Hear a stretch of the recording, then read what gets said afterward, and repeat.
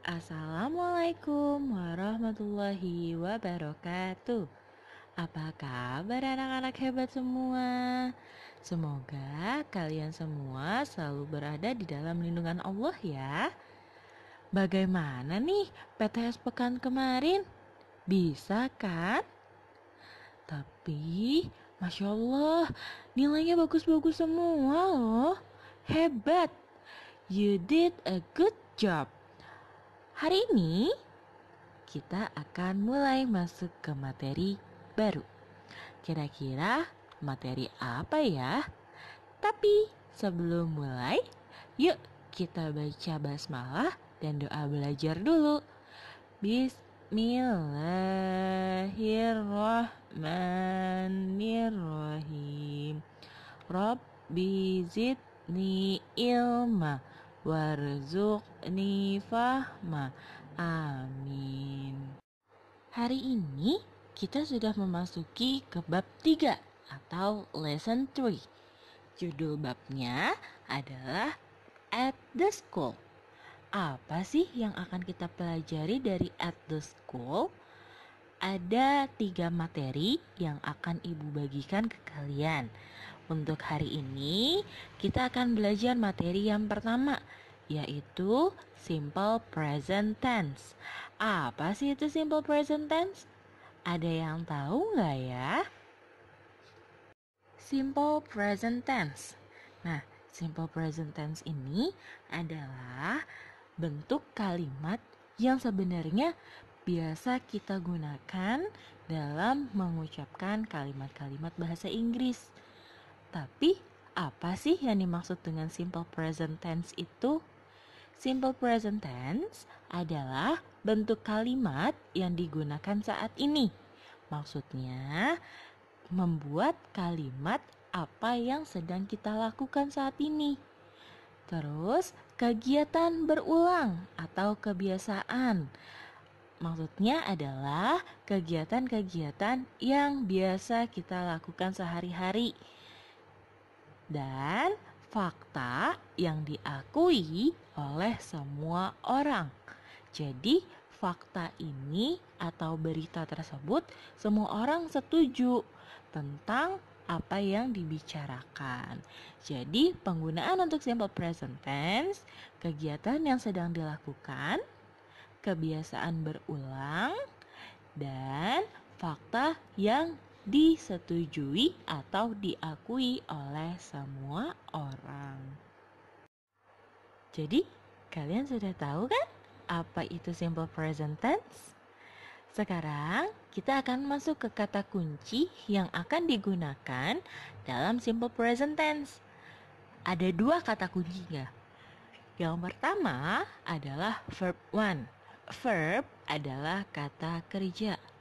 Jadi maksud dari verb one adalah kata kerja bentuk pertama. Sedangkan kata kunci yang kedua adalah to be one. Jadi to be yang kita gunakan masih dalam bentuk pertama. Nah, ada tabel. Di situ tulisannya ada subjek I, you, they, we, he, she, dan it. Terus di sampingnya ada kata do not, does dengan does not. Maksudnya apa sih? Do not, does dengan does not adalah verb untuk bantuan kata kerja. Jadi tidak semuanya menggunakan kata do atau does. Tapi untuk bentuk do not atau bisa dibaca dengan don't dan does not atau dibaca dengan doesn't selalu digunakan untuk pertanyaan. Nah, di sampingnya ada to be. To be dibagi menjadi 3. Am, is, dan are. I pasangannya am.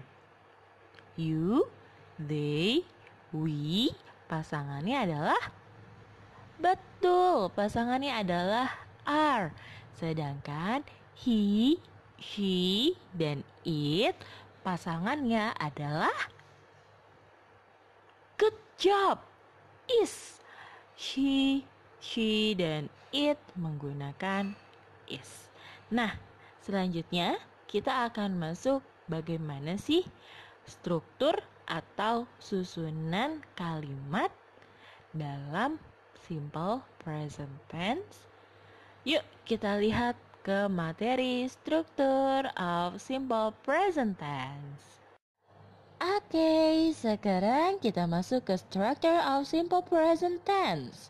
Nah, yang pertama akan dibahas jika simple present tense-nya menggunakan verb atau kata kerja. Dari setiap sentence, kita bisa membuat 3 kalimat. Kalimat apa saja? Ada kalimat positif atau positive sentence, kalimat negatif atau negative sentence, dan kalimat tanya atau interrogative sentence. Gimana sih strukturnya? Oke, kita lihat. Positive sentence, strukturnya dimulai dari subject, lalu diikuti dengan verb one, dan diikuti dengan objek. Kalau ada tambahan lain, misalkan seperti nama tempat, atau mau menyebutkan hari, atau menyebutkan dengan siapa, itu dipersilakan atau diperbolehkan. Nah, kalau diperhatikan, di verb one itu ada tambahan s atau is yang ada di dalam kurung. Fungsinya buat apa sih? Penambahan s atau is tergantung dari subjek yang kita tuliskan. Kita menambahkan huruf s atau is pada verb jika subjeknya adalah he, she, it. Oke, kalau subjeknya he, she, it, maka verbnya ditambahkan s atau is. Kita lanjut kalimat negatif atau negative sentence. Sama, diawali dengan subjek, tapi untuk negative sentence dilanjutkan dengan kata don't atau doesn't. Don't adalah singkatan dari do not, sedangkan doesn't singkatan dari does not. Lalu diikuti dengan verb one dan diakhiri dengan objek. Kapan sih kita menggunakan don't? Kapan kita menggunakan doesn't? Don't dan doesn't digunakan bergantung pada subjek yang kita tuliskan. Pada tabel sebelumnya sudah ada pembagian kapan kita menggunakan don't, kapan kita menggunakan doesn't. Jadi diperhatikan baik-baik ya tabelnya.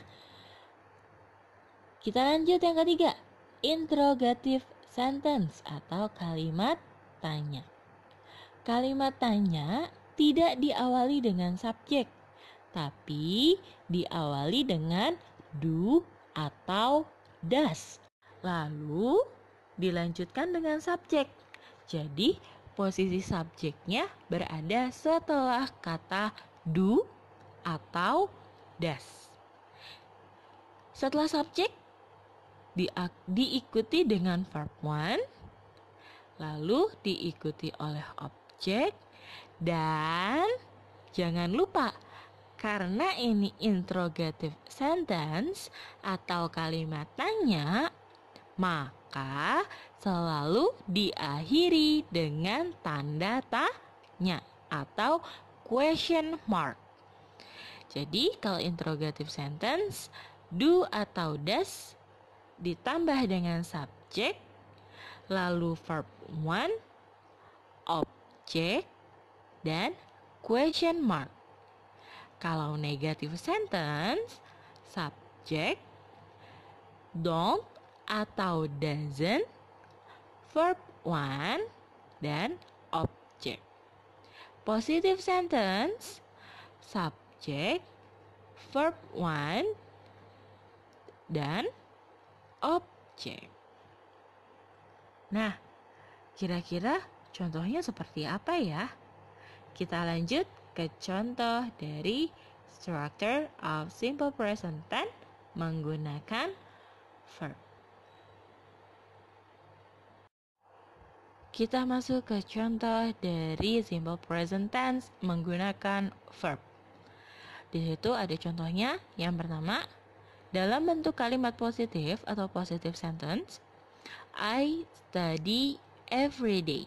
Artinya, saya belajar setiap hari. Nah, kalau dibikin dalam bentuk negatif, maka tambahkan kata don't. Kenapa? Karena subjeknya adalah I. Kalau subjeknya I, maka pasangannya adalah do atau don't. Kalau kalimat negatif menggunakan don't, kalau interrogatif menggunakan do.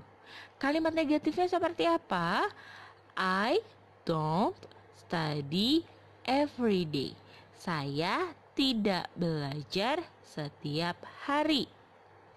Untuk kalimat interrogatifnya, do I study every day? Artinya, apakah saya belajar setiap hari? Oke, sampai sini masih ada yang bingung dengan contoh kalimatnya? Semoga kalian paham ya. Sekarang kita lanjutkan ke contoh selanjutnya. Mr. Bima brings lunch every day. Nah, di situ subjeknya adalah Mr. Bima. Mr. Bima adalah laki-laki atau bisa menggunakan kata ganti he. Karena he, maka ingat di strukturnya tadi apa? Verb one-nya ditambahin huruf S atau IS. Nah, untuk kata bring, karena diakhiri dengan huruf G, maka hanya ditambahkan S. Jadi, kalimat positifnya adalah Mr. Bima brings lunch every day. Artinya, Mr. Bima membawa bekal siang setiap hari. Bentuk negatifnya, Mr. Bima doesn't bring lunch every day. Mr. Bima tidak membawa bekal siang setiap hari. Nah, di sini karena tadi Mr. Bima diganti dengan he, subjeknya kita ganti dengan he, maka pasangannya adalah doesn't. Dan untuk di kalimat negatifnya tidak perlu ditambahkan huruf S. Jadi Mr. Bima doesn't bring. S-nya hilang. Contoh yang terakhir, untuk interrogatifnya bagaimana? Mr. Bima diganti dengan he, sedangkan he pasangannya adalah hebat. Pasangan dari he adalah does. Maka struktur kalimatnya adalah does Mr. Bima bring lunch every day? Apakah Mr. Bima membawa bekal siang setiap hari? Semoga contoh menggunakan verb kalian paham ya. Kita lanjut, bagaimana sih kalau menggunakan to be? Sekarang kita lihat bagaimana structure of simple present tense jika menggunakan to be. To be ada apa aja? Masih ingat ya? Ada am, is, dan are. Kapan menggunakan am? Kapan menggunakan is? dan kapan menggunakan are. Semoga kalian sudah bisa membedakannya. Nah, kita masuk ke positive sentence atau kalimat positif. Strukturnya diawali dengan subjek, lalu to be pertama, am, is, are, dilanjutkan dengan non-verb dan objek. Nah, non-verb itu apa sih maksudnya? Verb adalah kata kerja. Maka non-verb adalah kata yang bukan kata kerja. Misalkan kata sifat. Kata sifat itu harus dipasangkan dengan to be. Dia tidak bisa berdiri sendiri. Makanya to be selalu mengikuti kata sifat. Oke, yang selanjutnya negative sentence. Diawali dengan subjek, diikuti dengan to be. Setelah to be kita kasih kata not. Kenapa harus dikasih kata not? Karena bentuk kalimat yang akan dibuat adalah kalimat negatif. Nah, setelah kata not dilanjutkan dengan non-verb dan diikuti oleh objek. Selanjutnya, yang terakhir, interrogative sentence atau kalimat tanya. Sama seperti simple present tense yang menggunakan verb, subjeknya di posisi kedua. Tapi kalau di interrogative sentence menggunakan to be-nya yang kita taruh pertama. Kalau tadi yang menggunakan verb, kita menggunakan do atau does di pertama, baru subjek. Nah, kalau di simple present tense menggunakan to be-nya kita pertama, kita simpan pertama. Lalu dilanjutkan dengan subjek. Setelah subjek, kita ikuti dengan non-verb, objek, dan jangan lupa kita kasih tanda tanya atau question mark. Selanjutnya, kita masuk ke contoh. Oke, selanjutnya Bu Hikmah akan memberikan contoh dari simple present tense menggunakan to be. Contoh yang pertama, untuk kalimat positifnya, they are student. Artinya, mereka adalah pelajar. Untuk kalimat negatifnya, they are students. Mereka bukan pelajar. Dan kalimat interrogatifnya adalah, are they student? Apakah mereka pelajar? Dari contoh yang pertama, mana sih to be-nya? To be-nya adalah are. Kenapa? Karena subjek yang digunakan adalah they. Maka to be-nya adalah are. Student itu adalah non-verb. Dia termasuk apa? Termasuk ke dalam jenis pekerjaan atau status. Karena di kalimat tersebut membahas bahwa mereka masih pelajar. Itu bukan merupakan kata kerja. Kita lanjut ke contoh yang berikutnya. Sheila is a ballerina. Artinya, Sheila adalah seorang balerina. Untuk kalimat negatifnya seperti apa? Sheila isn't a ballerina. Sheila bukan seorang balerina. Dan kalimat interrogatifnya adalah, is Sheila a ballerina? apakah Sheila seorang balerina?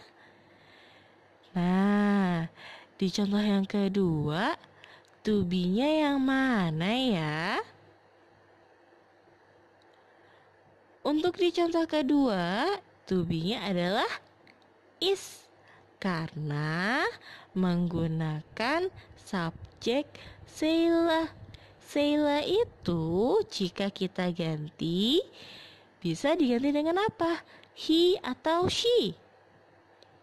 Karena Sheila perempuan, maka kita ganti dengan she. Nah, balerina sama seperti students adalah status atau pekerjaan.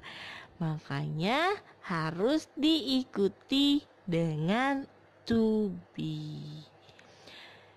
Di samping sebelah kanan ada sebuah kotak. Tulisannya adalah penggabungan to be dengan kata not.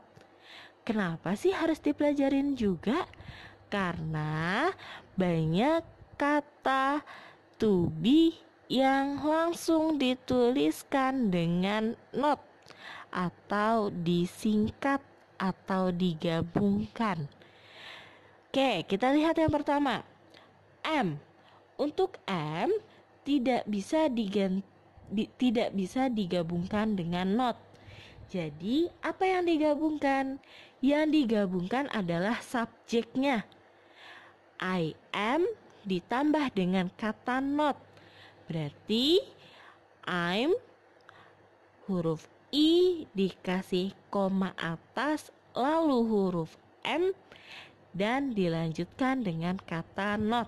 Jadi I am not bisa disingkat dengan I'm not. Yang kedua, are. Are jika ditambah dengan not jadinya aren't. Penulisannya A, R, E, N, koma atas T. Dan yang ketiga, is. Is ditambah dengan not. Jadi isn't. Penulisannya I, S, N, koma atas T. Isn't. Oke, jadi kita sudah mempelajari tentang simple present tense. Supaya kalian lebih paham, coba kalian kerjakan latihan di buku halaman 28 yang writing dari nomor 1 sampai dengan nomor 6. Tapi untuk nomor 4, 5, dan 6 kalian rubah menjadi kalimat tanya. 4, 5, 6 kalian rubah menjadi kalimat tanya. Dan tugas kalian ada di halaman 30 juga. Halaman 30 yang dikerjakan hanya yang bagian akhir. Ubahlah kalimat-kalimat berikut ke bentuk yang lainnya. Ada 3 nomor, dari nomor 1 sampai dengan nomor 3. Jadi tugas kalian berada di halaman 28, writing 1 sampai 3 nanti dirubah menjadi kalimat negatif, 4 sampai 6 dirubah menjadi kalimat tanya. Dan halaman 30 yang bagian terakhir merubah kalimat ke bentuk kalimat lain. Ada 3 nomor.